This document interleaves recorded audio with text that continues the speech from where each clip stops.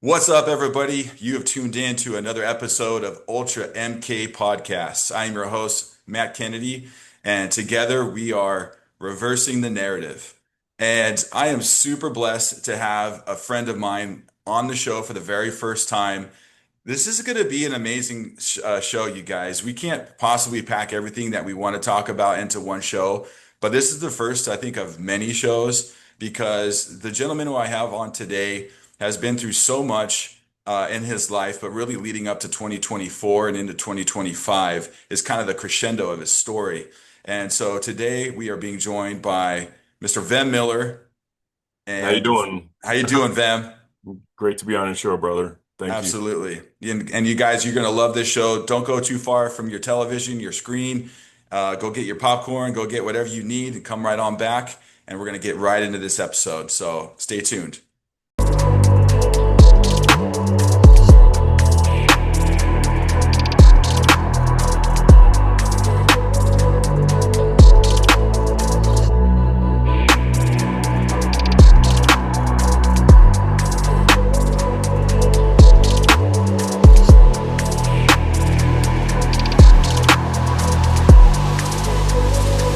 That is our obligation, to inform and alert the American people, to make certain that they possess all the facts that they need and understand them as well, the perils, the prospects, the purposes of our program, and the choices that we face.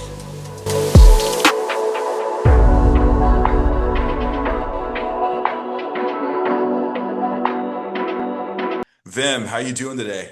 Matt, thank you so much for having me on your show, man. It's a pleasure to be on your podcast.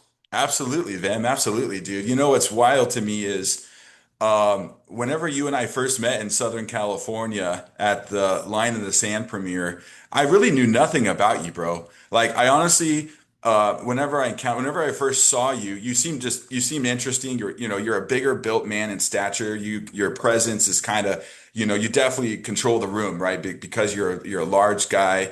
And also being a large guy, I kind of walked up to you at the reception after at the screening of Line in the Sand, and we just kind of engaged each other and just naturally, just conversation started to flow. And then that's when you said, yeah, I've been doing podcasting for, what was it, like almost 20 years or something, dude? I mean, I've been in production for that long, over 20 years. Podcasting, since I'd say 2019 or so was when I first Hmm. started dipping my feet into it. And it's funny just looking back at those old episodes. It's like, you learn a lot. You don't even realize you're learning and getting better at the whole thing. But yeah, just if about 5, 6 years ago.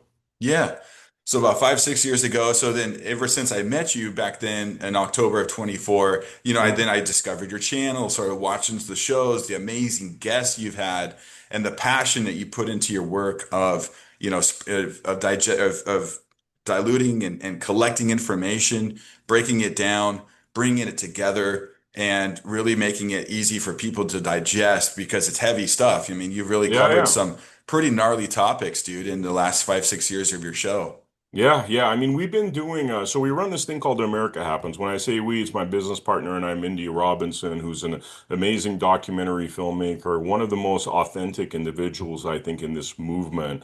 I mean, you'll see just following her feet. She doesn't play politics, and that's the kind of people I seem to gravitate towards. Kind of the more renegade types, the outliers. I mean, these are the people I love. I can't deal with just how could I say it, like middle of the road thinking, because I think we're in extreme times, and extreme times require people that are revolutionary thinkers, that are out of the box thinkers. And actually, Pastor Dave Bryant, who was our mutual connection when we met on October 8th at the Line in the Sand premiere, he's one of those guys, and I could tell you, like 2 years ago, I went to an event. That's where I first met him, had a really great conversation. And I was telling you before the podcast, the thing that really stuck with me is I look at his belt buckle and it's like this little gun looking thing. I'm like, wow, that's a really cool replica. And he's like, it actually fires a shot. There's a bullet in there. And for people that don't know Pastor Dave Bryant, I mean, he looks like he's in a Harley gang. He doesn't look like your traditional pastor. He looks like a complete renegade. So Yeah. anyway, I had a really warm interaction with him, or I've had warm long-term interactions with him for the last 2 years. He's one of my favorite people.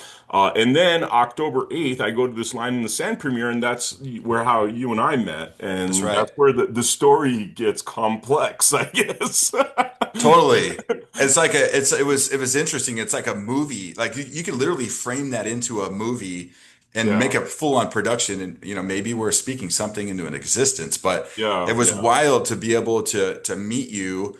We probably spoke with you over 2 hours because I know you and yeah, Pastor Dave sat down and had Mexican food together. yeah. And for those who don't know Pastor Dave Bryan, he's a combination. If you take Johnny Cash with John Wayne and put them together, that's Pastor Definitely Brian. Johnny Cash. I get so Yes. much Johnny Cash from him, man. Wow. Yeah, you totally because you likes these rock and roll Western shirts, with the Yeah, the ivory snaps and the paisley, and that's his style. yeah, So, but yeah. but no, but there was something about you, and I was like, Pastor Dave, I really want to introduce you to this guy named Vem Miller, and the work that he's doing. He's like an investigative journalist, and at least that's the impression I got of you. But then when you told me that you're a state national and you've basically gone through that process to become sovereign from the corporation. That's, I think, what really connected you and I together because I had learned about that through David Lester Straight Hmm. and the work that he was I doing gotta around the actually, country. could I correct some things real quick there? Because Please. I've done a lot of research on this topic, and there's a lot of misconceptions about this topic, and that's how I think a lot of people are getting into trouble because I never was the sovereign citizen thing is kind of a trap, right? Really, what it is, and there's a gentleman that explains this really well. Based upon the slaughterhouse trial, right? So the slaughterhouse trial is how this 14th Amendment U.S. citizen was created, right?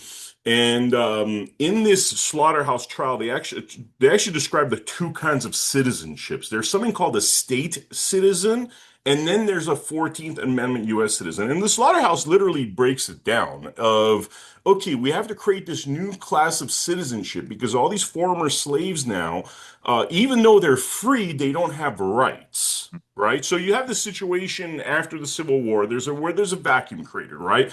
All these black men are free, but let's say a white person goes and, commits a crime against a black person. Well, they have no rights within the law. So they're stuck in this kind of no man's land, right? And Hmm. this is what the slaughterhouse trial explains. And in there it says, okay, we're creating a new class of 14th Amendment citizen.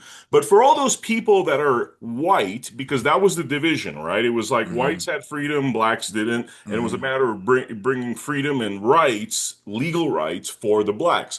But you had this whole class of white citizens that now it's like, okay, we're creating these two classes of citizens. Where do they fall? What do they fall into? Well, they were citizens all along before the Civil War. So they had pre-existing status as a state citizen, right? The reason I say this is because even though I've talked about this, because people don't understand the technical aspects, they automatically go towards, okay, sovereign citizen and all that stuff. And what I've realized is that is actually a trap. There's no such thing as a sovereign citizen. In fact, the word citizen and sovereign are contradictory Yeah, words, the right? citizen is like a Latin derivative word of like of a slave, essentially, It's right? like a ward of the state, which Yeah. is if you actually now you go into the Black's Law Dictionary and look at what each one of those definitions are, because it's very important. Otherwise, you're kind of floating around in this Hmm. a lot of misconceptions, a lot of like actually CIA kind of how they put out the words conspiracy theorists to Sure. make a whole class of people that were wondering what really happened with the JFK assassination into a bunch of crazy people. That's what they're Yeah. trying to do. This is the new sovereign citizen is their new thing because Hmm. there are things embedded within the law legally. And like what I'm trying to say is, with the slaughterhouse trial, what was embedded in there, that's 100% legitimate that you could walk into a court of law and say, look, this is what your guys' laws, right? When they try to create these other classes, it's a trap. That's what I Hmm. realized. It's really a trap because, like I said, there's no such thing as a sovereign citizen. It's really about state citizen versus 14th Amendment citizen. And so, anyway, a lot of this information is coming out now by people like Brandon Joe Williams, who's a researcher Hmm. who gets a lot of things right. Who gets a lot of things right. I mean, he's been heavily criticized, and I think a lot of people that do this sort of work are heavily criticized and made to look like crazies. But Yeah. He's actually, I think, figured out a lot of things that I think others haven't. So, one thing I would say is also this is like an influx situation with researchers finding out these facts based upon case precedents, based upon constitutional law. And one thing I would caution the viewer is we figured out like 80, 90% of it. I don't think we figured out 100% of it. That's why I Hmm. caution viewers to be careful with that process because that's Hmm. what they tried to do to me with this whole third assassin hoax thing. They wanted to Hmm. immediately dub me as a sovereign citizen. Anyway, I just want to clarify that Sure. that's never the idea that I've subscribed to because with the number of interviews I've done, we figured out early on that this whole sovereign citizen idea was really a trap. So in terms of really saying you're a state citizen, what's been discovered is you don't have to do much. You know what I mean? People think, oh, Hmm. I got to send in these like papers that say I'm changing my status and all that stuff. It's really a declaration. It's like, let's say somebody pulls you over. There's a question about what your rights are. Slaughterhouse case. Here's where it is. This is where it says literally the two definitions of citizens. I subscribe to being a state citizen, not a U.S. 14th Amendment citizen. And that is really the legal distinction that is very clear, embedded within the laws, as opposed to, again, I'm cautious about David Straight. I think he had some things right. I think he had some things wrong. So anyway, I want to clarify the world where that exists because I just want to be careful that people don't make those mistakes and fall into those traps. That's really the gist of it. 100%. Yeah, 100%. It's very fascinating, and I know that a lot of people have kind of ventured into doing that. I haven't, but I still am keeping an open mind to seeing how this all works and plays out because I do see how this system that we've been born into is not for we the people, No. and it definitely profits, other entities, Yeah. especially when you learn about birth certificates and the way that we've been traded on the US Yeah, stock yeah. market, and it This is just this seems is super why. corrupt. Sorry to interrupt you. This is why they create those kind of third rails, like, oh, you're a sovereign citizen, because they don't want you to realize that what's happening right now is not really how it was supposed to be, according to the founding fathers, right? Right. With our judiciary behaving the way it does, right? There's like something like 21 million fathers that don't see their kids in this country because of the family law courts, right? Hmm. Family law courts are so anti-constitutional. It's tyranny. It's tyranny, Hmm. basically, where people are getting their children taken because of some wackadoodle judges. Hmm. So, what happens when you have tyranny? What happens when the law starts becoming tyranny against the people is people start looking for solutions because really what's happened is the social contract between we the people and the government's been broken. The social contract is that, hey, I'm a law-abiding citizen. I pay my taxes. I do, everything a law-abiding citizen does, aka ward of the state, right? And so I do my part, you do your part. But what's happening is the government's become accustomed to taking, and not doing their part, and in fact, becoming an element of great tyranny against the people. And so when that happens, is yes, people are going to look for solutions. But what the intelligence agencies do is they try to create these words to create these fear-based tactics, so Hmm. people don't want to seek out their rights. But Sure. what's happened in this country right now is it's gotten so bad. And I think my story is a perfect example of how bad it's gotten, how ridiculous it's gotten, that we've kind of crossed this Rubicon into an idiocracy, so to speak. And so in that, I think people are so frustrated they're looking for solutions. They're looking at their constitution saying, look, I have the right to life, liberty, pursuit of happiness, property. But what's happening in practice is all those rights are being violated. What do I do, right? So we're in this weird space right now, Matthew, honestly, because I think people are realizing that government's no longer working for them. Government's great at taking a lot of stuff from the people and giving nothing in return. So what do we do? What do we do to get to the essence of our Bill of Rights? That's where we are right now. And a lot of people are looking at solutions like becoming a state citizen, which I don't know, Matthew, if it works, honestly. I don't know if this stuff works because at the end of the day, you need judges upholding it. So let's say you change your status, you're a state citizen now, and they violate your rights. You could spend the next 5, 10 years going through the courts of law just to get your original constitutional rights. So inherently, we're in a messed up system right now. I don't want to be a Debbie Downer, but that's what it is. As a podcaster, one of the upsides or downsides is that I do a lot of interviews. I get a lot of information from a lot of different sources, and the people are pissed. What could I say? The people are pissed. The people are having their rights violated. The people are looking for solutions. We're looking at the UK right now that's fallen to full tyranny where you can't even make Facebook posts without getting arrested, where migrant gangs are raping British girls, and the government itself is covering it up because they're scared to go up against the Muslims. I mean, Yeah. that is our immediate future that we're looking at if we don't fix this nonsense. And people don't understand the multiple aspects of the kind of tyranny that is attacking us. Well, if you want to look at the USA's future, look at the United Kingdom right now because the United Kingdom's lost. JD Vance is saying that the UK is going to become the first Muslim, whatever, one of these Muslim republics with weapons because nuclear weapons because they pretty much taken over the government, Yeah, they're going to more or implement less. Sharia law on mass scale. So that's going to be the Yeah. law of their land at some point if they don't correct it. It's Sharia law, which it does nothing but oppress people, women Mhm. especially. So people, if you're on the mid and the moderate or the left of the spectrum here, they literally are not for women's rights. Like it is quite clear. It's And so bizarre, man. And I'm it's Armenian descent too. I'm of Armenian descent. We went through a genocide where three-fourths of our population was murdered by basically Islamic fundamentalists, right? People don't understand, you could be politically correct all you want. There's certain realities throughout history in terms of cultural dilution and multiculturalism and cultures that conflict, right? mhm. And yes, we could pretend mixing all that stuff's going to work. It's not. Go live in a Muslim country and try to, do things like you would in the West. You could get stoned to death. You could get Yeah. targeted, right? Hmm. Women, which by the way, I think we've gone way, way like above the border here in our country with like whatever third wave feminism, and it's like half naked Hmm. women walking around, and that is the other extreme. But like in Hmm. those countries, you could get into trouble for wearing lipstick. You know what I mean? Yeah. People don't understand that. People don't understand that once you reach a tipping point of the culture becoming Muslim, then they're not gonna be like, oh, you guys are Christians, you could have your freedom and laws. That's not the way it works. Look at Hmm. history. You know what I mean? What Hmm. happens throughout history is when the Muslim population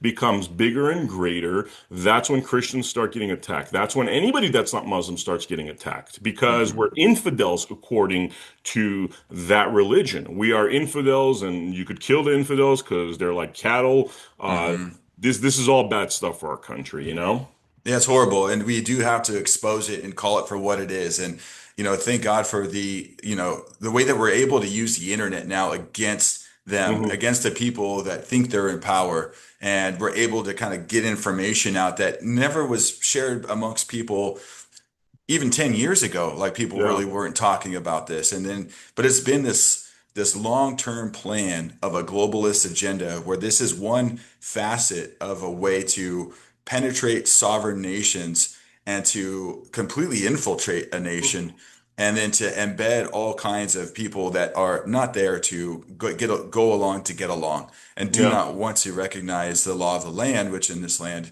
is our Constitution and our Bill of Rights. So yeah, that's a great topic, but let's kind of let's go back to again.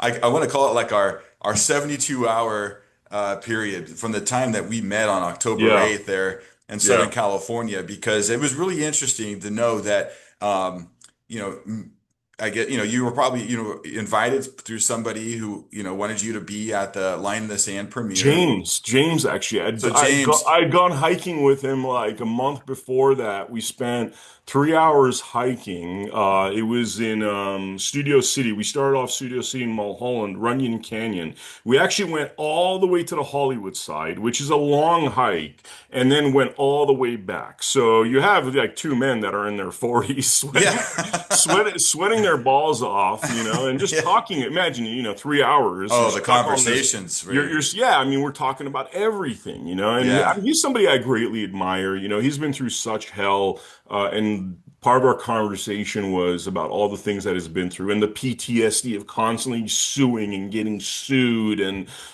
targeted, you know? So Yeah. anyway, we really connected well. And then he told me about this event. I was actually trying to get a lot of Hollywood agents there, right? So because I was in Hollywood for a number of years, I have relationships with like the, major agencies. I called a bunch of people there, and it was so crazy because people were silently supportive, but they were scared to come to the premiere. So this Mhm. week before the premiere, or not even a week, for about 3 weeks, 4 weeks before, I'm trying to help James to get Hollywood agents there, and he showed me, by the way, a rough cut of the film, right? Which frankly blew me away. I mean, it is that Line in the Sand film is an amazing film. I think on a purely film level of film history, how it was done, it's a significant film because it mixed a Mhm. lot of different styles that I don't think I'd seen in documentary films in that fashion before, right? So Right. I'm seeing this, I'm kind of in that process of he's going through editorial, he's confiding in me, sending me, links and asking, my thoughts and stuff. And we're talking about music and everything, just, creative collaboration. Like really Yeah. one of the things I adore, just having come up in Hollywood is when, two minds just vibe on a creative level. So that's what's been going on. He invites me to the premiere. I go to the premiere. That's where I meet you guys, right? But Mhm. October 8th, when nobody in that party knew, is that the conscience crisis I was having, because 3 days before that, on October 5th, through chance, pretty much chance. This wasn't even an investigation. This was me living my life. And then, as I'm going through the course of my life, one of my contacts tells me, hey, I think it's a relative or a friend that's telling me about these two truck drivers that are concerned because they think they're trafficking illegal ballots from Tacoma, Washington, all through California, New Mexico, Colorado, and Arizona, right?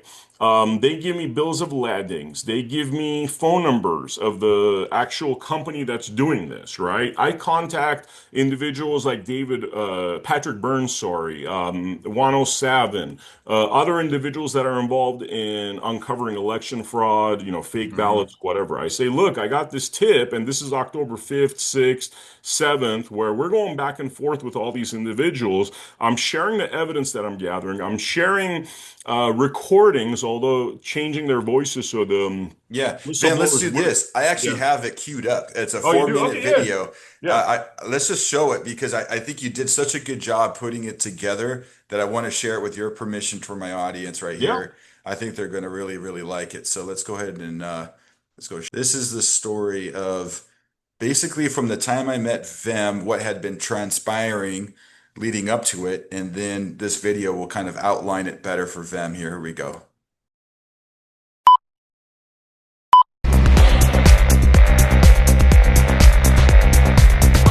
You have enough information where you know that these have been employed to basically move ballots?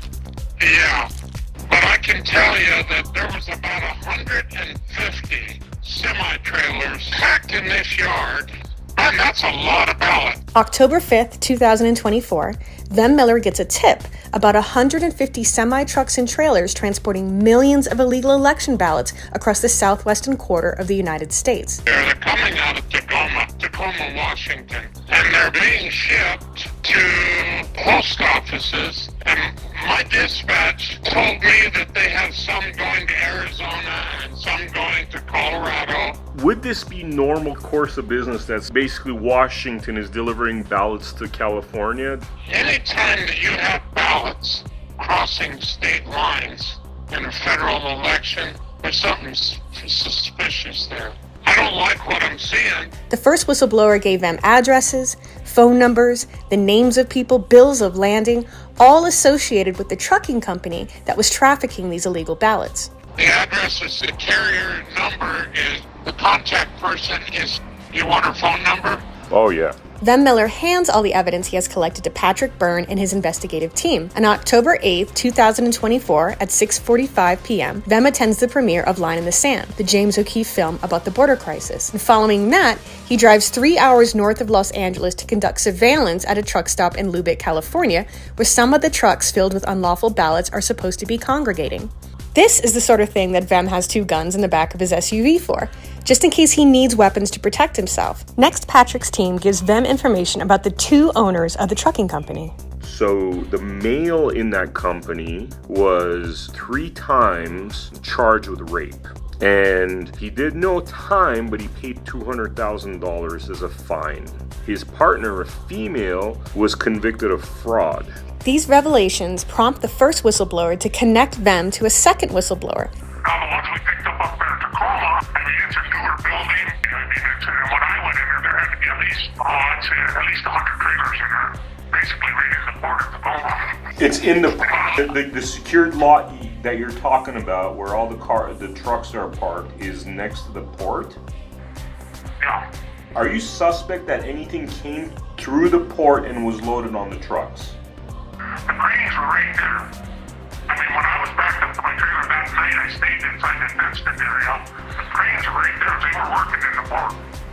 The big yellow cranes. And Cranes indicate that it's coming off of a big container on a ship.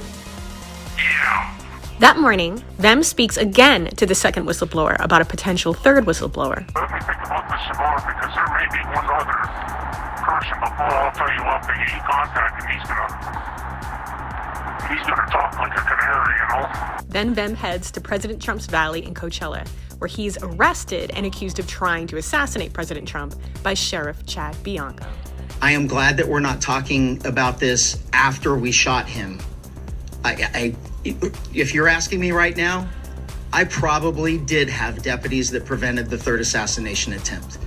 He was a lunatic. It's people trying to do harm, and thank God we prevented it. And we know that we prevented something bad from happening, and it's irrelevant what that bad was going to be. I truly do believe that we prevented another assassination attempt.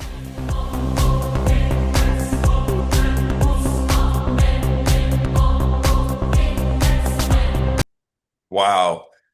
What a character, that guy. What a character.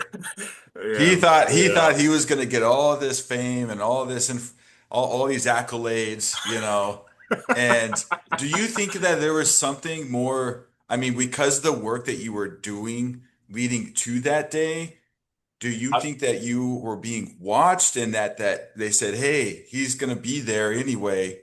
I mean, at this point, what can you tell us about, like, was that just a, I could tell you, like, so I did an interview with Pete Santilli, who was like, man, we got to do an interview. And he's actually one of the people that was very instrumental in getting the truth out when this third assassin hoax happened. He actually contacted Alex Jones personally, just as Alex Jones was about to go on the air and start talking about this lunatic and all that stuff. And at the same time, by the way, a lot of Alex Jones's staff were like, dude, this is like them. Like, you should like maybe find out what's going on, because producers had worked with me. We had hung out at so many events. I'd gone to Austin. I was part yeah. of that American Liberty Awards, and so we've had a lot of interactions. So anyway, Pete Santilli came to the rescue, but according to Pete Santilli's investigations, I was being followed 3 months before at a specific event in Nevada. So this is through the Michelle Fiore lawsuit, because, you know, Michelle Fiore was pardoned by Donald Trump. A lot of people think that she was being attacked by the deep state because of supporting people like the Bundys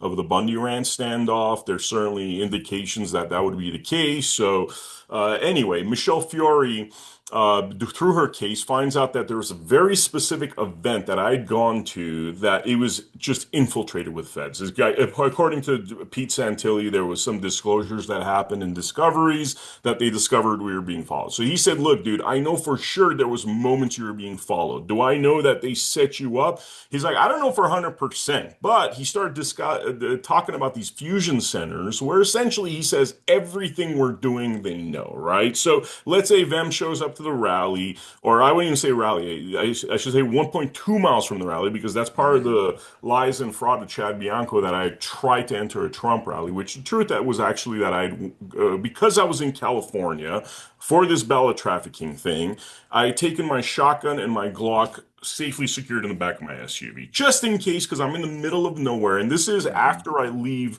the Line in the Sand premiere, where I'm having a conscience crisis the entire time. I'm like, all right, I'm having a great time, but I need to go find out what's going on here. So that night, I drive 3 hours north to a place called Lebec, California, which is basically a truck stop and a gas station, right? Hmm. So because I know I'm going to these locations that are in the middle of nowhere, it's not like I'm in the city or something where I could like call cops and they'll show up. No, if something happens, I'm dead meat. I mean, the thing could turn Hmm. into a scene from Deliverance before anything Totally. happens.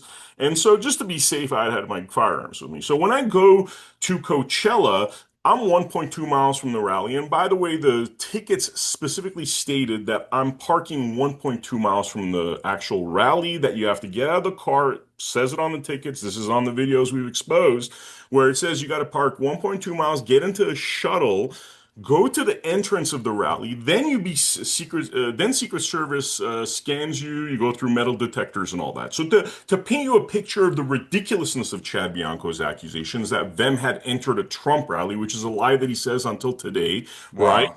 In order for that to have been possible, and there's pictures of me on that day, I'm wearing tight jeans, a t-shirt, and sandals, right?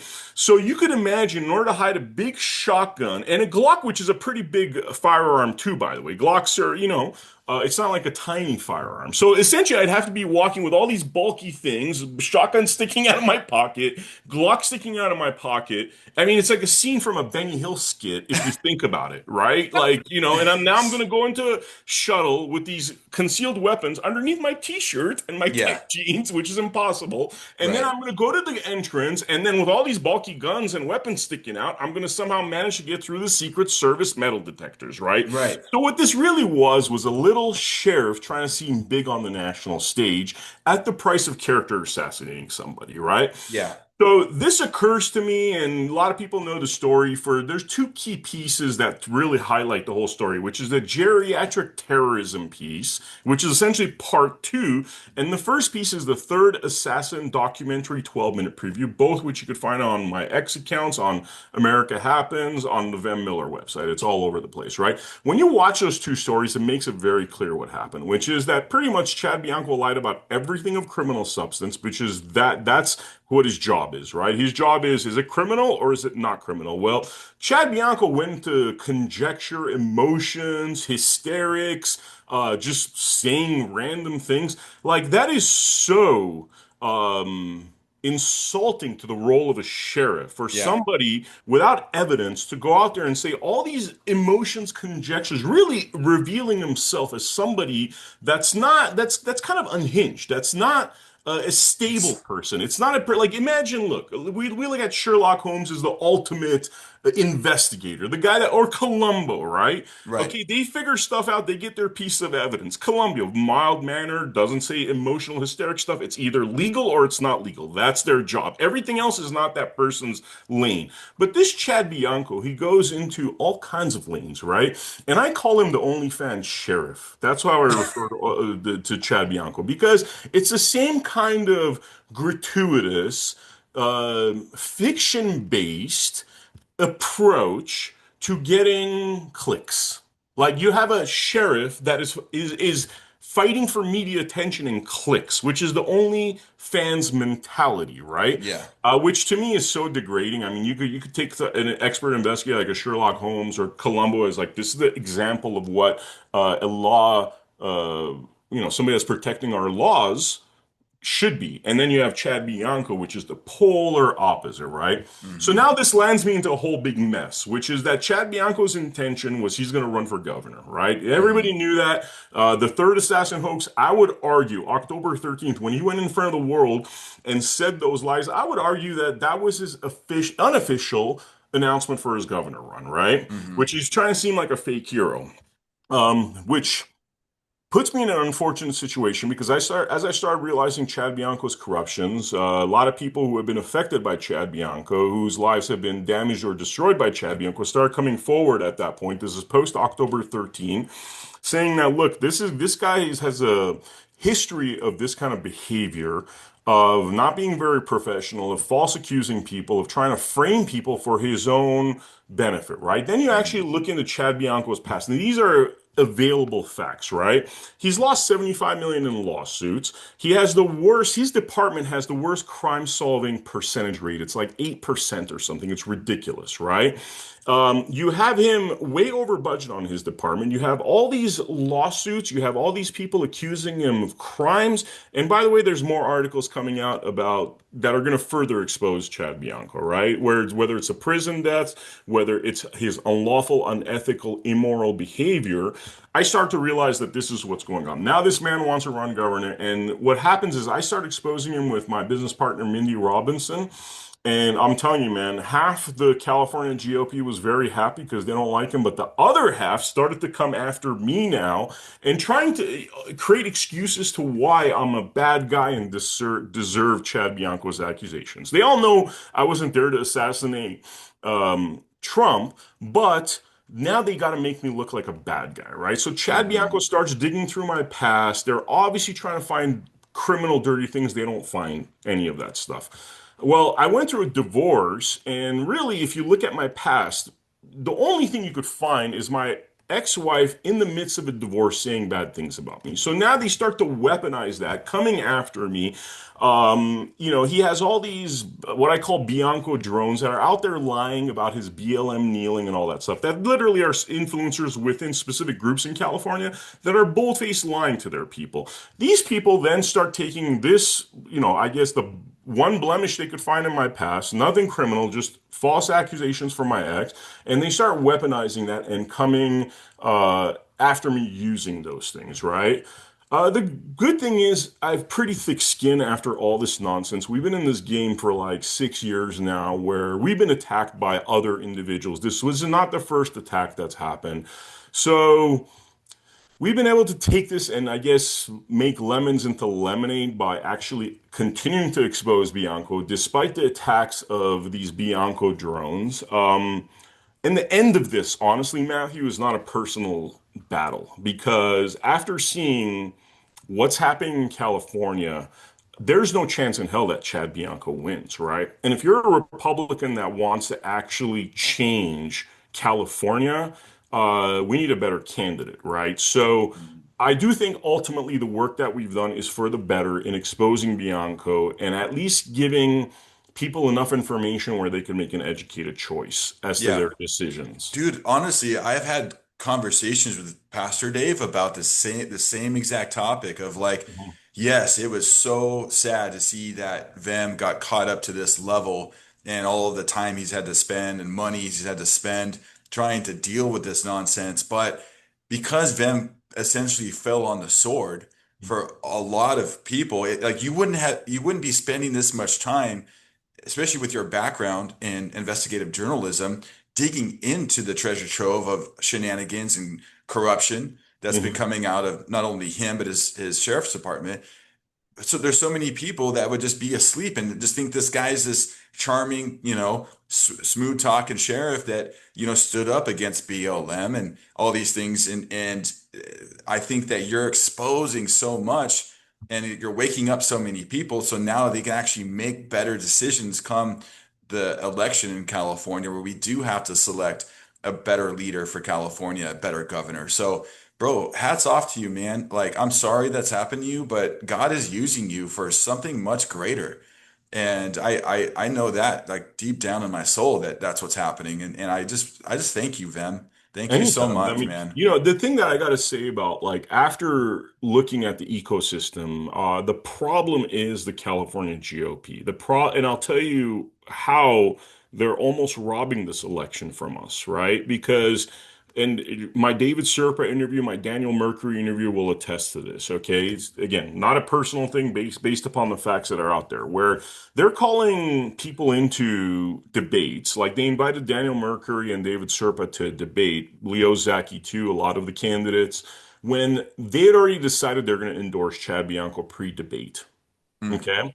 They had already decided that, and they were basically luring these guys in really to embarrass them, right? So they could talk the most intelligent talk ever. They could be the best candidates ever. Sorry, it's already decided. But they tried to trick him into that and lie to them and saying that no, it's not decided, even though these guys got insider information that it was decided, right?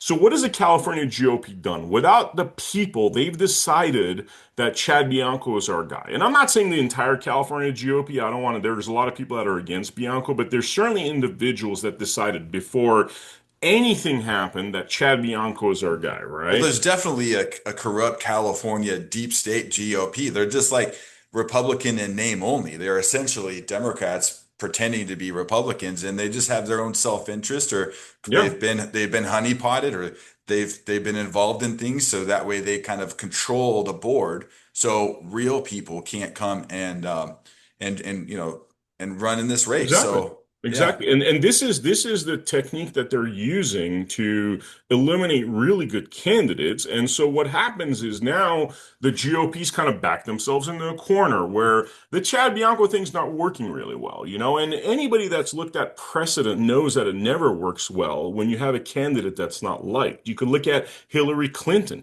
You could look at John McCain. You could have all the apparatus in the world. You could have the most money in the world saying that this person's great, this person's great, this person's great for till the cows come home. But if the person's not great, if the people don't relate to that person, they're not going to fight for that person. They're going to get lazy when it comes to voting time. The Hmm. turnout's not going to be that much. And that is the Chad Bianco. That is Chad Bianco. Chad Bianco is the Hillary Clinton, the John McCain, the deep state person that most of the grassroots that's going to fight tooth and nail. There's individuals that are one votes. Then there's individuals like you and I, Matthew, that will get people 100 votes, 1,000 votes, 10,000 votes because of the work that we do, right? Hmm. Are we going to be incentivized and passionate, right? The only people that are going to incentivize and make us passionate are the fighters. This is why a lot of people spend years fighting for Donald Trump. That's why I fought for Donald Trump, because he's a fighter. Now, those people aren't going to show up when somebody's questionable, somebody's fraudulent, somebody has a real checkered past, and that is Chad Bianco. So to me, I question why they push this guy so much with all these issues. And the answer to that, if you ask Daniel Mercury or David Serpa, is because he's a really great fundraising tool that they know he's not going to win. But because there's this conception out there that he fought Newsom, and I guess he said some words to Newsom, wasn't necessarily enforcing the mask mandates, they think that that's going to like push him Hmm. across, Hmm. which I don't think, I really don't think is the case with the guy BLM kneeling. And people, his fans could lie to everyone in their groups and say, oh, he never kneeled for BLM. And they could go out there and try to spread this nonsense. But at the end of the day, he kneeled for BLM and that's going to come out. You know what I mean? And It's then, not only that he just kneeled, but then I think he spoke at a press conference later and said yeah, that he was praying. And yeah, anybody watching that footage, you're like, I don't see anything of the sort of praying at all. And yeah. that's just, and that's like pandering for votes, pandering for Christians. And It's yeah, a really, it's showing me a really dark side. We spent 4 years, 5 years, in the dark years of the, whatever, 4 years during the Biden administration, fighting for all this stuff, fighting for honesty and truth, going after the lying medical industrial complex, talking about these jabs and all that stuff. And then these same people are now saying that Chad Bianco didn't kneel, putting out lying propaganda. They'll take a still frame where it looks like he's kind of praying, and they'll be like, look, he never kneeled. You know what I mean? But yeah, like, you watch the video, I mean, he called the damn press conference. You know what yeah, I mean? Like, yeah. he arranged the whole thing. In fact, for people that don't know this, doing deeper dives, he's fired people on the orders of BLM. There's many cops that I have right now that'll testify and say, look, BLM made a call. They didn't like this guy making a post. And it wasn't like, N-word or anything. It was just like, if you're doing stuff like this, you're a Marxist or something, that kind of a comment. The Mhm. dude was fired because BLM ordered Bianco to fire him. And people will testify to this. This is a fact, right? So now it's not cool. BLM's not cool in 2021 for anybody that their minds controlled by the media would be fooled to believe that BLM was cool, right? And that's my issue with Bianco. Having grown up in Hollywood, anybody that is a slave to the media, that goes along with what's cool in the media. 2021, it was cool to be BLM. 24, they're Marxist terrorist organization, not so cool, right? Well, you can't rewind the past. You can't rewind the past. You kneeled. I didn't kneel. You didn't kneel, Matthew. A lot of people didn't kneel. Trump didn't kneel. You know what I mean? A lot of people thought that kneeling is degrading, humiliating, and against our Constitution. Most of us didn't kneel. Where Chad Bianco knelt. But what makes it worse is he lied about it. He tried to lie about it, and he attacks people. You go up to him and you say, "Why do you kneel for BLM?" He'll just fly off his rocker and tell you how you're crazy. You walk off to him and you say, "Why did you do the third assassin hoax?" He'll lie to your face, and I've seen video of him lying to groups of people saying, "Oh, he might have been a mass murderer. He might have been he was might have been there to kill me." You know what I mean? Still putting suspicion in people's heads about it. When, by the way, the FBI and Secret Service quickly and said that this was a nothing burger. This was October 13 before his press conference, right? So he went out there knowing that the FBI and Secret Service had already cleared me. On top of that, Matthew, it's like these people do deep dives, right? You have me who literally I've shot a gun once in my life. Hmm. Once, right? Hmm. Certainly not an expert assassin. I barely started target shooting like 3 weeks ago, right? And there's Yeah. evidence of that. Dude, that guy turning that guy into an assassin, it is such a gulf of BS that you have to fill in there for you to even make that a logical scenario. Which, man, I don't want to mentally assess people. So Bianco's called me a lunatic, and even though he doesn't have a medical license and he's not qualified to, you know, speak about those things, to mentally assess people he's never met. Well, I question, due to his pattern and behavior of pathological lying and thinking that if he says something, then it must be the truth. There's a level of mental health issues there that I'm not even qualified to diagnose. But this man actually believes if it comes out of my mouth because I'm a sheriff, then it's the truth, and Well, that's it scary. has all the symptoms of like borderline narcissism. And He's he kind calls of me a narcissist, by the way. He sent me private messages 2 weeks ago where he's like, "I wow. can't believe you're doing this. You're a total narcissist." I'm like, dude, you went on the world stage and falsely accused Yes. somebody of being an assassin, and I'm the narcissist. This could have been handled way more professionally. I was blown away on how quick he did a press conference to try to throw you under the bus. When if he just would have took one extra day to do some due diligence Can to I tell you what would interview. have won him? I was actually thinking about this morning of he could have won the election in that moment. And can I tell you how he would Yes. have won it? He would have won it by, look, man, there's this guy that, came up to us, declared his guns. I don't think Hmm. we should make a big deal out of it because we have a right to bear arms. Second Amendment, it's right in our Constitution. Let's Yeah. find out what was going on before we jump to conclusions. That moment would have won him the election. Yeah. That would have won him the election. That That would would have have been unified the very honorable. MAGA Hmm. party, and then he would have gotten those disenchanted Democrats that are like, wait a minute, man, California, like, because there's 10-15% of Democrats in California right now that will vote for the right Republican. Yes, that's And true. if that Republican is about our Constitution, because there's constitutional Democrats, they're not all leftists, they're JFK Democrats. He would have won the hearts and souls of those people in that moment. But look, it's not just a matter of being a false accuser and a liar and a scumbag willing to destroy somebody's life. It's also like be a smart politician. Show to me that you are clever, that you know how to roll with the punches. And whenever Chad Bianco is given that opportunity, what he resorts to is hysterics. He resorts to lying, yelling. You look at the Kim Yeater interview. It's like when she questions him about the third assassin hoax, the body mannerisms of this man are so telling. Like he's like literally like rubbing his face and like he's like speaking to himself. Like look closely. The man starts talking to himself in the moment and becoming nervous and sweaty and disheveled. This is like, I mean, it's like you say one line, you got to say 1,000 lines to cover it up. And this is not a man that I think could run anything. I don't think he even knows how to run his department Yeah. well. Yeah. So yeah, Well, then, like I said, brother, I pray that God restores you tenfold for the work that you've done to help people really see him for who he is. And we should pray for him. Pray that he can then learn from all of these mistakes because he can then choose a better path for something else in his life. Or if he really is a good man, that he could actually find that path. But based on track record, based on everything that we have seen, evidence, I yeah. mean, that speaks truth to power. And unfortunately, I mean, I could not vote for someone like that does these kinds of things and makes these kinds of, knee-jerk reactions, and when he could have just investigated it a little bit further. But what it's done though is it's opened up more questions to who is going to be the candidates that the mainstream are going to push, right? Because now we have Steve Hilton, who's joined the ticket as well, Hmm. who has been working with Fox News for countless years. Fox News is also owned by Walt Disney Group, yeah, which is also owned by BlackRock. Yeah. And so there's a lot of other connections I really want to see because, I think God is purging people like Steve Hilton. Like he's just letting them self-implode, Mm. and they're not going to stand a chance because the way that people are getting information now, it's not like it was 10 years ago. Them, Yeah. and I know that because of all the shenanigans from the COVID con to, all of the recall efforts that have been made where we still don't have Newsom recalled.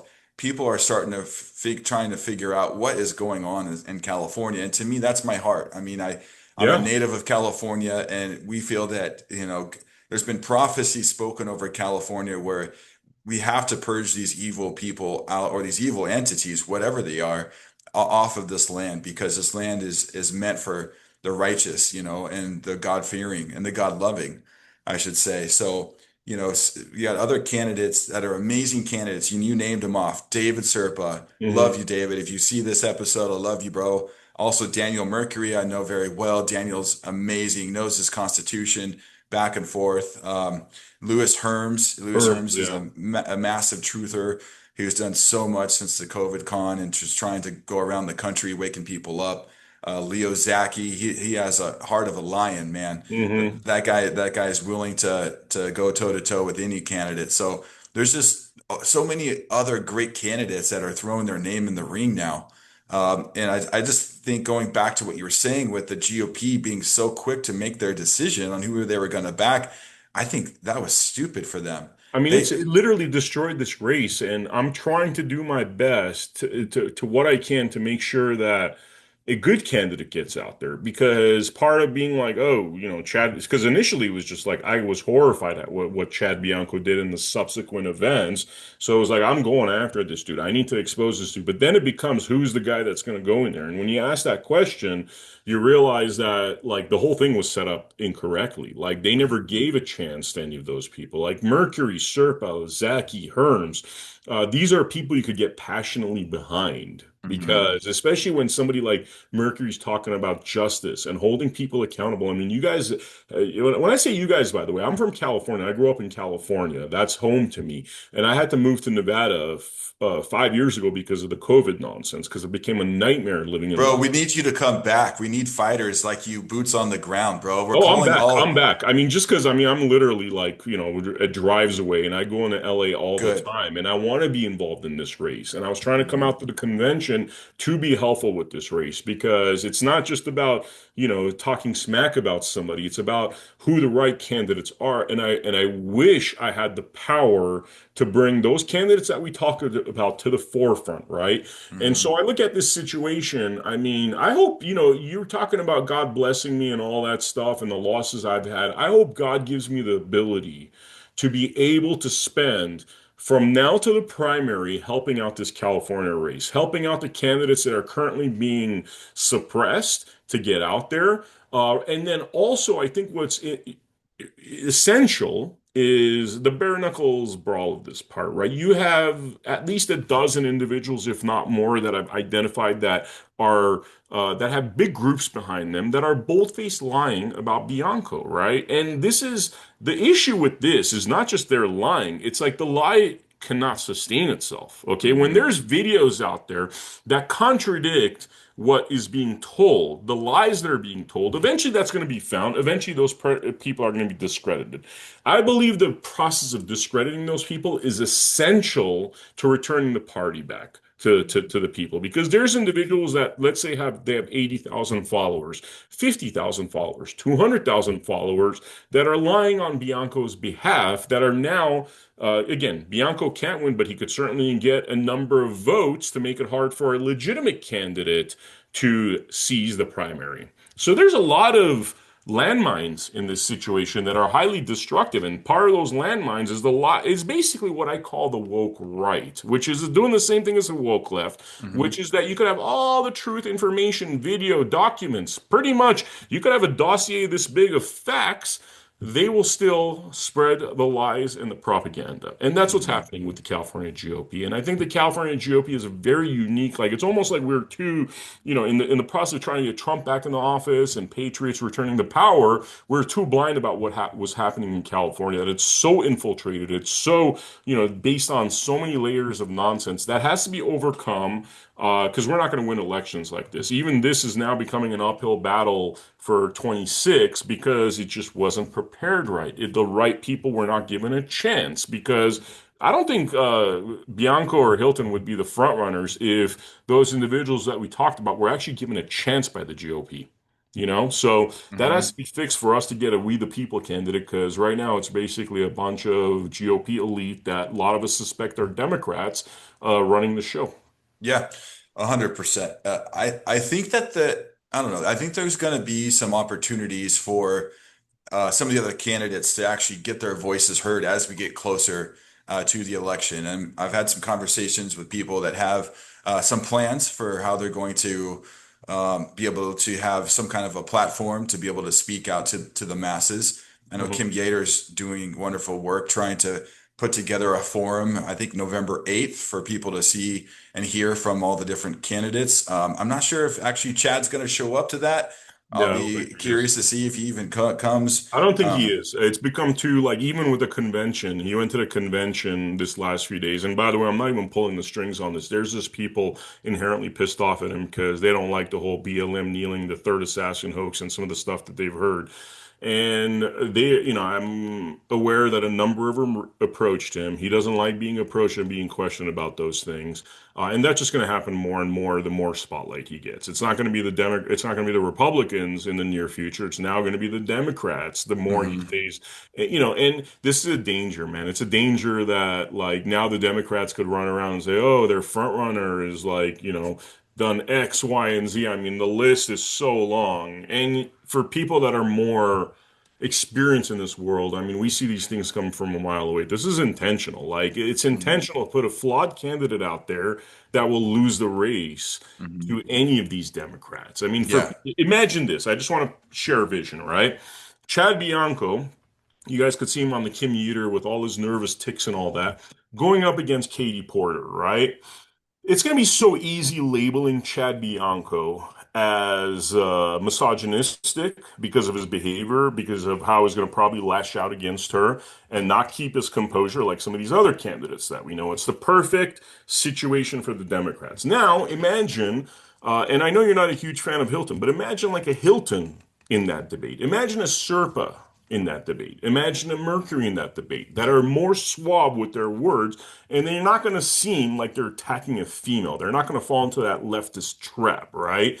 Uh, there's my point being there's much better educated, more temperamental candidates out there that will actually win that ultimate debate. And that's where we got to be thinking, who's that person that's going to beat Katie Porter or whoever else is there that are going to try to set these traps of left and right, and who's going to be able to deal with those traps. Yeah, absolutely. We talked about some of the candidates that would be able to do that. By the way, I just realized my sign is backwards. I didn't flip it. No, it looks correct on my side. Oh, it does. Oh, cool. All right. Yeah, it looks fine. I like Okay. that sign. That's a great looking sign. Thank you. But yeah, no, I mean, dude, like I personally know more than half the candidates, and I know the caliber of these people, these men. Some of them have served in our military. A lot of them have done amazing things above and beyond the call of duty as a citizen to Yeah. try to help wake up people in Hmm. California. And now we have Pastor Cheon. He's a Southern California pastor joining the race. Yeah. I know he has a ton of backing. But dude, you know what would be wild to see come into this race? And I haven't picked who I'm going to vote for. I won't do that until way later down the line. But I'm really impressed by the work that Spencer Pratt has been doing, exposing Gavin Newsom and Karen Bass and the California deep state. Like Yeah. that dude is a fighter and he gets it. And he has that disruptive essence to him, Yeah, yeah. you I know? have a feeling we're going to get along really well, Spencer and I, because the people that I think are the kinds of people we need. He's not attached to the political system. He's not beholden to No. anybody. And for Hmm. people like listen to David Serpa and Daniel Mercury interview, the way they want to do it is that they want to bring you on board, put you through their like literal BS indoctrination for 10 years, and then put you up as a candidate. Once you're already owned by the deep state, once they have all the dirt on you, once you're basically their bitch, that's when they're like they'll push you. And Mercury and Serpa talk about that problem very eloquently, right? And so Spencer Pratt, I love, man. Get the most renegade person in there. I even like Grant Cardone. I think would be good because he doesn't Yeah. give a shit. He'll just Yeah. go after it. I apologize for dropping an S bomb, but yeah, he'll just go Drop after it, these bro. people. Drop it. He'll Yeah, just there's go. no So, censorship here, dude. You can talk how you yeah, want to talk. I mean, Yeah. I joke with some of my friends like, look, if you don't get the person that's got FU on the tip of their tongue when it comes to BS, don't Yes. even bother, man. Don't even bother because that's what people want to hear. Not like, oh, I'm part of these 30 corrupt politicians endorsed me. Like we all Hmm. know it's a ecosystem of scumbags. Yeah. Show Yes. me the people's candidate. I love Spencer Pratt. There's a lot of people I like. Even like I said, even Hilton. If it had to come down between Bianco and Hilton, Hilton is a much superior candidate. Yeah. But the thing that I want to hear is accountability. And I Hmm. don't hear that from many candidates. I hear it from Mercury. I certainly hear it from Mercury. I hear some of it from Serpa. I hear some of it from her. I hear a lot of it from Herms. I hear about that from Zaki. Those individuals are actually talking about accountability, right? The Hmm. courts of law holding these people accountable. These like that $1 billion or gazillion dollars that went missing with this train. Whose pockets did that Yeah. go into? It went into somebody's pockets. Right. So now if we have a new California governor and he lets that person get away with it and he's already going in there not intending to prosecute and is that person, and which by the way, a sheriff has all the rights to prosecute people like that, and why hasn't that happened? The LA sheriffs, the Riverside sheriffs. Like if you're not willing to do that, you're basically now giving people a license to defraud the government again and make billions of dollars and not build trains and be complete frauds. Hmm. So there's inherent issues if there's no accountability with all this fraud and nonsense water not being in fire hydrants. I mean, people need to go to jail for this nonsense. Like they need to go 100%. to jail, and if you're not talking about putting these people in prison. You shouldn't run for California governor. I don't think that's going to work with the core audience that you need, which is the grassroots that will then spread the good word. It's like Jesus's disciples. You could have 12 people that are like so passionate about you because you're doing the right thing, and those people will get you all the votes you want. But that's missing right now. That passion's missing right now in this race. I see. I feel the same thing you do, Vem. Some of these guys, I wish like maybe some of them can even work together at some point, like Hmm. to like just humble themselves and be like, let's get behind this guy. Let's drop out. Let's get behind this guy Hmm. because we want California to be changed and to go in a better direction. Yep. Because, and that's like, I know these guys. I love them all. I don't know who to pick at this point. But we do need a disruptor. We need a Trump type character in California because California can be a country into itself Yeah. with, how much happens here, from industry to innovation to population. Like it is really like its own country. And going back I agree with you with what you were saying. These guys need to be talking about justice. They need to be talking about accountability because there's so much low-hanging fruit to pick from of corruption. Like you Hmm. said, from the ballot train to nowhere, or for the bullet train to nowhere, the ballot train. We Hmm. need to go back to that story or your Yeah. investigative work of the trucks and the ballots here in a second. But Sure. the homeless, all the money that was squandered from homelessness programs that nobody knows where the receipts are. What's up with getting buddy buddy with the Chinese Communist Party and President Xi?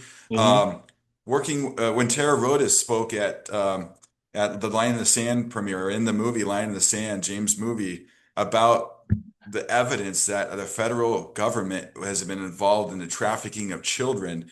Hmm. These sanctuary states and these cities like California, it has, tons of them.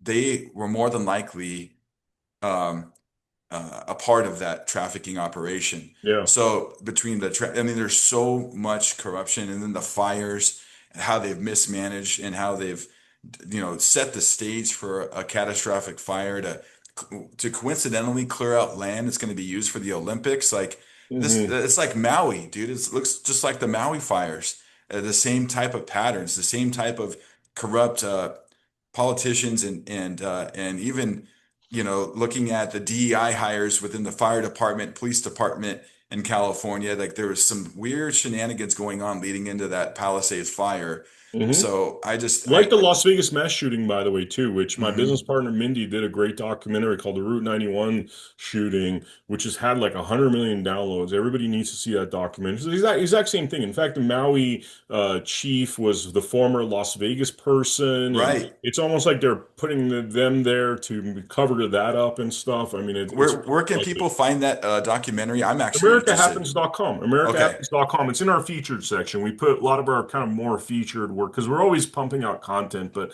the more kind of featured important topics we put on our, not all topics are important, but things that are more relevant we put on the main page. Yeah. Find it right there. Yeah. Things that have a lot of urgency. Like right now, dude, going back to the story of some of the whistleblowers coming forth to talk with you about how they were moving ballots around in previous elections. I mean, we're about to go into another election year. Mhm. 2026 is going to come like that.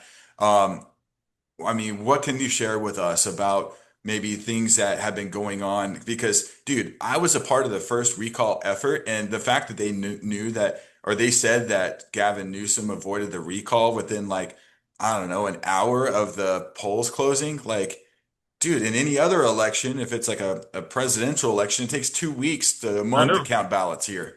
So, what's going on? Like, what can you tell us about some of the shenanigans happening around elections in California? I mean, my experience with the what's happening in California is, I mean, my primary experience is what you guys just watched with whistleblowers, basically coming out about the ballot trafficking. I do know that I've heard stories about how the sheriff could, all sheriffs in California could actually do in-depth investigations to what's going on there, especially with that story, which, by the way, what's interesting about that particular story, the 4-minute video you just showed, is that I shared that with some of the top Trump associated people. And I'm not trying to take credit for anything, but I know that within 3 days, Trump made that announcement after that having been shared with people that are very closely associated about how we got to get rid of mail-in ballots, because that's really what it was. Those trucks were trafficking all mail-in ballots, according to the whistleblowers, right? So that is, if we could remove all mail-in ballots in California and any states, I think that's one of the solutions, because then it has to be somebody with an ID in person. That's really, I think, the only way we could fix this situation. And I do think that there's no way that political officials in California aren't aware of the issues. So their silence, their acquiescence to this, you know, it's I think a lot of people are relying on the corrupt system rather than the will of the people. Could I prove that?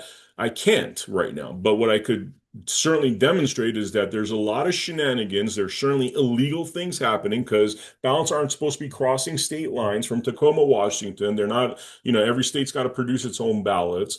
And there's just too many clues and pieces of evidence that all is not kosher in California. So that's pretty obvious. And I think, like I said, getting rid of mail-in ballots and doing same-day ID voting is the only solution to that. Yeah, and there has to be a correlation. Like I watched the 2000 Mules documentary about how they were geofencing cell phone signals to people doing ballot drops, multiple ballot Yeah. drops in those mail-in dumpster things. Hmm. That I mean, there's a lot of clues that, in that documentary too that Dinesh D'Souza put together. And there's a reason, dude, that the deep state wants California so bad, right? It's between California and New York. Like those are their two babies that they try to, incubate, and they want to focus so much, uh, attention on these places in order to preserve them for their agenda of the New World Order agenda, Agenda 2030, and the smart cities and Yeah. stuff. And we have a ton of minerals here in California. And I know that in the future, with all the tech that's going to be coming our way, we need these precious minerals. And every time there's a fire sparked in California, I'm thinking, why are they trying to clear people off the land again? Yeah. There's something to the way that they mismanage forests and that they mismanage any kind of fire operations, because it's just it's fishy to me. It's just really, especially seeing these disasters happening in the country between fires, floods. What we saw down in Mhm. Texas on the Guadalupe River, what we Yeah. saw in North Carolina last year, or maybe was that the year before? But I mean, all these natural disasters have been happening one after the other every couple months, it seems like. And I know that California is just notorious for trying to um, push people out of rural areas and just trying to get people that want to live closer to cities. Yeah.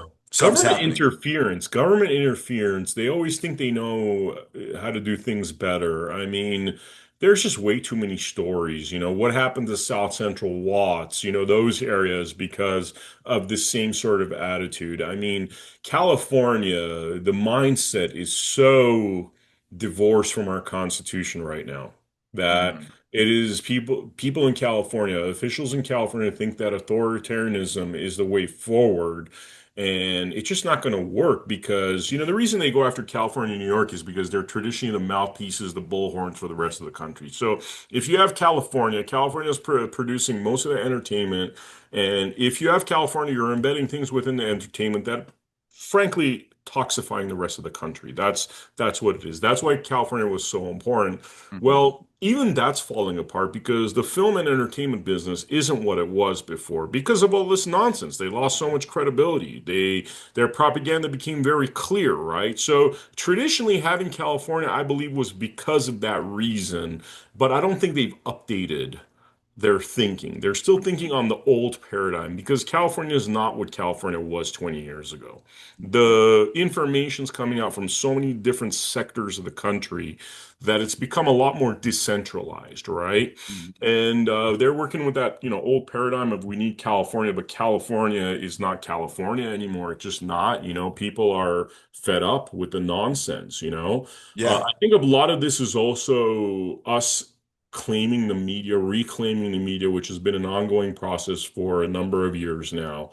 Mouthpieces like X, we need more of those kind of freer, because they even, censor still, but we need freer portals to media to really be able to knock out what California stood for traditionally. Vegas is part of that too, because they're trying to build a Hollywood 2.0 in Vegas, right? And our legislatures, for some reason, have not been, even though Vegas right now is not doing very well because tourism's falling apart and all that, they haven't really pushed that forward. But I think once they do, which it's very likely that's going to happen, then you have this Hollywood 2.0 in Las Vegas that continues to disempower California because, either we need to get rid of all those network executives that are working with these Marxist agendas in California, or we need a Hollywood 2.0 that contradicts that, where people that are conservative, that are people that are constitutional, could build content it's actually enriching for the people as opposed to the literal mental poison that Hollywood puts out. 100%. I've even seen some articles about Roseanne Barr and Tim Allen joining forces with, maybe was it Mel Gibson or Jim Hmm. Caviezel, to try to kind of reignite a real production studio, production company to actually make great movies again with really good morals and values Hmm. of America's original fabric of what it was supposed to be, not this woke ideology that everyone's just so sick and tired of being jammed down their throat. Yeah. So yeah, I mean, I think things are changing. Their great awakening is happening. For those of us that have been watching it a lot longer, we're kind of growing impatient, but we just have to keep chipping Yeah. away at this, man, because Hmm. it's all about, what General Flynn says, like local action creates national impact. Yeah. It's really like, finding out what can we do here in California, what can we do here in our counties, in our local school boards. Yeah. Yeah. I'm actually happy to have Mary Flynn O'Neill is going to be joining me here soon in the next Very few cool. days, and we'll be talking about what she's doing. But I just think that, dude, Vem, you're like crushing it. You got to keep on crushing it. Thank And I really want to encourage people who are just stumbling on this interview today to really check out Vem's work on his show or on his podcast and your website. We're going to put everything in the drop down below, Vem, so people can you. find you. But is there anything you want to leave us with? Anything that you Yeah. are? wanting to let people know that you're going to be doing. Yeah, yeah, I do actually, because this Chad Bianco thing was a bit of a diversion from my life. I wasn't planning on becoming so involved in the California campaign. Now I am. It is something that we're certainly passionate about, and we're going to be involved until at least the primary. But there was other projects that we're working on that I think are equally, if not even more important, which is having to do. We're about to launch a lawsuit that is. Essentially about the censorship in the UK and the kind of things they're doing over there, right? And how it's affecting Americans, and how there's a great danger right now coming from the UK. As JD Vance has said, they're going to be a Muslim nation with nuclear weapons. That's really what's happened is that the UK has been taken over, and a prime example of the dangers we need to avoid, right? So people think, oh, UK is this faraway place. We have, all these problems over here. Why are we talking about the UK? And this is the question that I think highlights the ignorance of unfortunately, the American people, right? Because UK is where we came from. UK is the tyranny that we ran away from, right? Now you have this UK, which is basically becoming a Muslim nation that is arresting people for Facebook posts, including Americans. So if you're an American that made a Facebook post that is offensive to the UK government and you fly to Paris with a stopover in London, you will most likely be arrested in London. It's happened before, right? What is happening there is the prime example of what will ultimately destroy this nation if we don't address that issue. So, to me, that is a much bigger topic than most of the things, frankly, we discussed, because that tradition of what happens in the UK courts is the reason why our courts are a mess right now, and they become pretty much a lot of political activists because of that same bar mindset. People don't understand where our traditions of certain things like bar, the law, like the fact that the law has been usurped from the people via this private entity called the bar, which by the way stands for the British Accreditation Registry, right? So the fact that we've looked at their law as an example is one of the main reasons why our constitutional law is often trumped, because of those kind of elements, that thinking of this private society called the bar, which was never what law was supposed to be. If you actually research this stuff, this is the reason why our courts are screwed up. This is why our courts could go after our president, give him a 90 million against him, a 90 million something settlement with not a shred of evidence, right? To say that that person is due that 90 million. And I'm talking specifically about that crazy person that claims that they were raped by Hmm. Donald Trump in a department store 30 something years ago. You look at the persecution of Russell Brand in the UK because, hey, they don't like what he's saying. Is like, guess what? You raped somebody 30 years ago, and damn be the evidence, we're still going to go after you. The Tate brothers, they might not be my favorite people, but the same thing applies to them, where weaponized bar, weaponized legal industry, this lineage comes from the United Kingdom. We're seeing the worst version of that in the United Kingdom right now. Right now, people being arrested, rapes by Muslim migrants against 12-year-old British girls covered up because they don't want to insult the Muslim community. That is coming here. That is coming here unless we call this out, until we, right now it's on our shores, but it's not on our shores to the degree it is in the UK. Well, guess what? If we don't point this stuff out, that stuff's coming over here, because whatever happens over there eventually comes over here, especially since they've dominated our practice of law for something like 150 years via the bar. So anyway, I know that's a big topic. I know that's a lot of information, but that is our next agenda. We're actually filing lawsuits, releasing documentaries, and releasing a book about that particular topic so people understand the dangers that are coming from there, how that affects us over here, because our legal industry has to get off of this bar situation from overseas, which it's been under for 150 years, and we need to reclaim our constitutional system, which will affect every single person's lives pretty much for the till the end of time. And this Hmm. comes down to victimless crimes that are then used to persecute people, like some of the examples I gave, versus constitutional law, which only deals with victim-based crimes. Because if you allow them to create these laws that they could just make anybody into a criminal, there's a book out there which based on this bar system that came from the UK, every single one of us is committing, I think it's called 3 felonies a day. This is used to put the people in a slavery system. This, in its worst case scenario, is used to arrest people and destroy their lives in the UK. And frankly, California, especially, is just a few years away from that same nonsense. Other states might not be, like Tennessee or whatever, but California is literally one election cycle from being the same tyranny that the UK is in. And by the way, they're already 80% there. They said the groundwork with COVID, they said the groundwork with the jabs, and this is the next level of tyranny that's coming. So anyway, that's the next big project we're working on. I hope you guys check it out. A lot of information that's going to be coming out in the next, 2, 3, 4 weeks. And, please share it with the world so we could stop this nonsense. Amen. Well, Van Miller, it's so good to see you again, my friend. And I'm hoping we can just stay in contact. I'm going to bring you back on my show Awesome. periodically, get caught up because you're super active in everything that you're doing. So there's always something to report on. There's something that you're discovering, and I think my audience is going to want to kind of grow with you over Thank you. time. And I Thank would you. love it to have you as a regular guest, my friend. So Thank you. Thank until I you. see you next time, my friend, you take care of yourself and God bless you. Thank you, Matt. Thank you for being such an amazing person, a warrior, man, and much respect to the work you're doing.